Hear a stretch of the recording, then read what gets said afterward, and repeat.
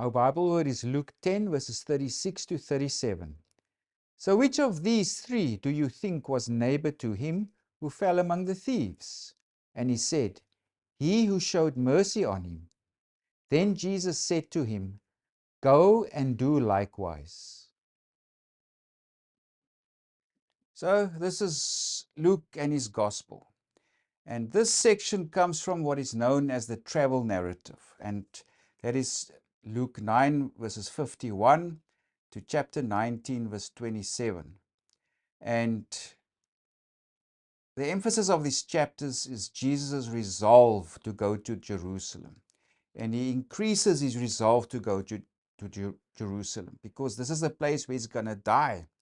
And this is also the place from where salvation will go out to the whole world. So there are repeated references in these chapters to Jesus going to Jerusalem. And it's also here where there's lots of parables and teaching of Jesus aimed at the disciples. And there's a big concern here for the poor and the outcast, the outsiders. And this section of the gospel is also called by some theologians as the gospel for the outcast, because the outsiders are made to be the insiders. It's the outsiders and the outcasts who receive salvation. So this is the travel narrative, and part of the outcast or the outsiders are Samaritans, and they also belong to the people of God. And of course we are familiar with the parable of the Good Samaritan. If I can maybe give an equivalent of that, so it becomes more relevant to us and the shock effect it would have had back then. So it would go something like this.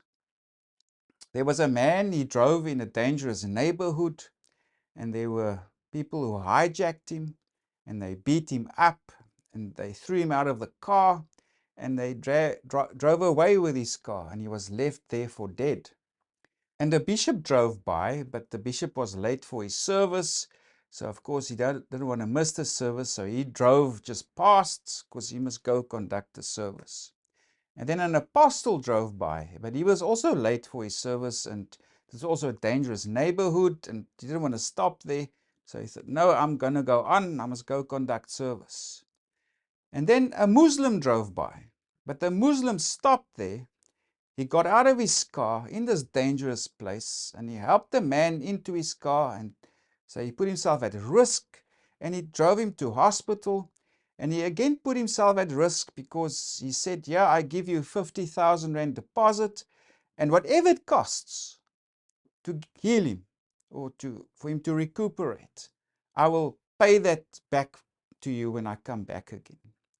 So that's the kind of shock effect. It's this outsider who shows compassion and mercy. So the people would have listened to this. They thought, a Samaritan? A Samaritan is the hero of the story?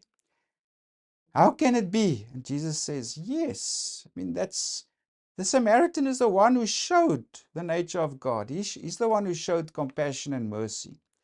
So this parable is also about doing, because there are two questions that are posed by this lawyer. A lawyer came to Jesus, an expert in the law. So if we go to the first question, in verse 25, he asks, Teacher, what shall I do to inherit eternal life? Then Jesus asks him, well, what do you think? So he says, well, you must love God, love your neighbor. And then Jesus says, well, do this and you will live.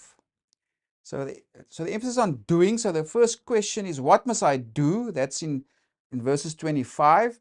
And then Jesus responds also, you must do this.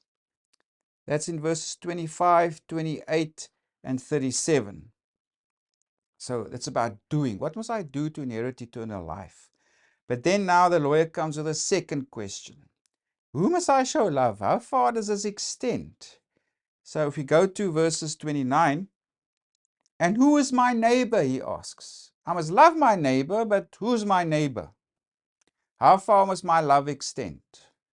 Because there are many foreigners and Gentiles, etc., that live on the land, and we're under Roman occupation. So it's, who must we show love? So Jesus tells the parable of the Good Samaritan. He tells him of the Levite and the priest that passed by. It was the Samaritan who came to this man's help. And then Jesus asks him, so which of these three do you think was neighbor to him who fell among the thieves? So obviously the lawyer says, well, it was the Samaritan. Then Jesus says to him, go and do likewise. Remember, it's about this doing. What must I do? Jesus says, or the man asks, and then Jesus says, well, do this. Be like the Samaritan. And remember the two questions that is posed by the lawyer. If we go to verse 25, it says, teacher, what shall I do to inherit eternal life? And then the second question posed in verse 29, and who is my neighbor? So the essence of Jesus' parable is that second question is irrelevant. Cross it out. It's a non-issue. He comes back to the first question that was asked. Teacher, what shall I do to inherit eternal life? And then it is, well, show the love and compassion that the Samaritan showed, because he embodies the love and mercy of God.